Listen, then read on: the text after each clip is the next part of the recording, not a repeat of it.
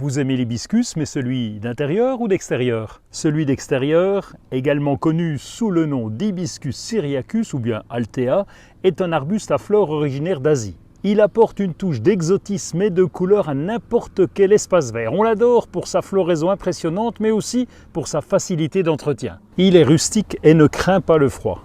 Il tient même jusqu'à -15, -20 degrés. La plante peut atteindre 3 mètres de hauteur. Ses feuilles, vert intense, sont caduques. Elles tombent en automne et repoussent au printemps. Mais ce qui le distingue véritablement, ce sont ses fleurs. Elles sont voyantes et se déclinent dans une palette de couleurs allant du blanc pur au rouge foncé en passant par le rose, le bleu et le violet. L'arbuste produit tellement de boutons floraux qu'il reste en fleurs de l'été jusqu'à l'automne. Le végétal aime les terres bien drainées et les emplacements ensoleillés, même s'il tolère un tout petit peu la mi-ombre. Alors, est-ce que c'est aussi facile pour l'hibiscus d'intérieur? L'hibiscus d'intérieur, son nom à lui, c'est Hibiscus rosa sinensis. Il est aussi originaire d'Asie. Il a des fleurs éclatantes et des feuilles d'un vert profond.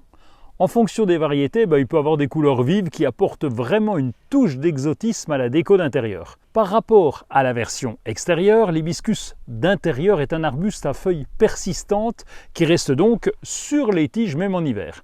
Ses fleurs sont grandes et se déclinent dans une palette de couleurs allant du blanc pur au rouge foncé en passant par le rose, le jaune, l'orange et même le violet. Il y en a aussi des doubles. Avec un tel choix, on pourrait se lancer dans une collection. L'arbuste produit tellement de boutons floraux qu'il reste en fleurs pratiquement toute l'année. La plante a besoin de beaucoup de lumière pour fleurir abondamment.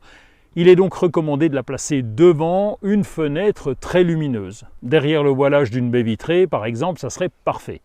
L'arrosage doit être régulier mais sans excès. Laissez sécher légèrement le terreau entre 2 apports d'eau. Pour le reste de l'entretien, c'est identique à celui d'une plante d'intérieur. Et comme justement bon nombre de plantes d'intérieur, le rempotage se fait environ tous les 2 à 3 ans.